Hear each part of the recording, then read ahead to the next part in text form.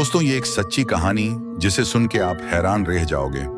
आपका स्वागत है हमारे चैनल पर। वेनेजुएला और कोलंबिया की सीमा पर बसे एक छोटे से गांव में लोग रात को जल्दी घर लौटने की कोशिश करते थे। वहां एक अफवाह थी कि एक आत्मा, जिसे सिलबॉन कहते हैं, रात में जंगलों और मैदानों में घूमती है। लोग कहते थे कि अगर उसकी सीटी दूर से सुनाई दे तो वह करीब होता है, और अगर पास से सुनाई दे तो वह दूर होता है। राहुल और उसके दोस्त पर्यटक थे और इन अफवाहों पर यकीन नहीं करते थे। जंगल की खूबसूरती देखने के लिए उन्होंने रात में वहां जाने का फैसला किया। रात के अंधेरे में वे टॉर्च लेकर जंगल में गए। अचानक एक धीमी और भयानक सीटी की आवाज सुनाई दी। ये क्या है?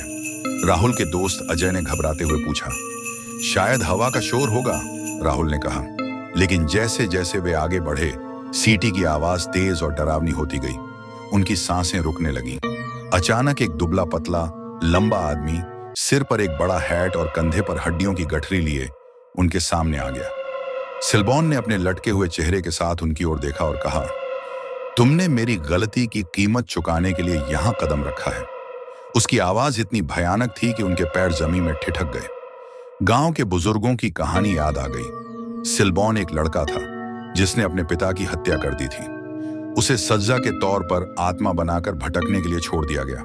वह उन लोगों को शिकार बनाता है जो उसके क्षेत्र में आते हैं। राहुल और उसके दोस्त डर से भागने लगे, पर सिलबॉन की सीटी उनके चारों तरफ गूंजने लगी। उन्हें समझ नहीं आया कि वह पास है या दूर। अचानक अजय गिर पड़ा और सिलबॉन ने उसे अपनी लंबी उंगलियों से पकड़ लिया। राहुल ने हिम्मत दिखाते हुए पास पड़ी लकड़ी से सिलबॉन पर वार किया।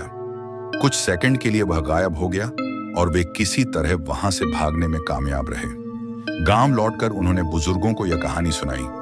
उन्होंने चेतावनी दी, सिलबॉन से बचना आसान नहीं है। वह उन लोगों को पकड़ता है जो अपने परिवार का अपमान करते हैं। अब तुम्हें हमेशा उसका डर रहेगा। उस रात के बाद से राहुल हर रात वही सीटी सुनता है। शायद सिलबॉन अभी भी उसके पास ही है।